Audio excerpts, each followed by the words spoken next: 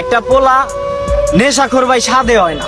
একটা পোলা নেশা তখনই করে যখন ওই পোলাটা ভালো থাকার শর্তেও তার প্রতিবেশীরা বলে তার ফ্যামিলির কাছে যে আপনার পোলা তো ভালো না, আমার পোলা আজকে কত সাকসেস, আর আপনার পোলায় জীবনে কি করলো, সারা জীবনে কি করলো, খারাপ পোলা পাইনের লগে মিশে।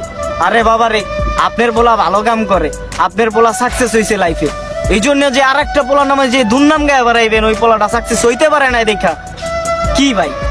বিবেকে বাধা দেয় না? শরম লজ্জা বলতে কিছু নাই আপনাকে নাকি? আর আমাকে অভিভাবক মানে মা বাবা, তারাও মনে করো সন্তান ভালো থাকার শর্তেও সন্তানটারে আরো খারাপ চোখে দেখে প্রতিবেশীর কথা শুই না।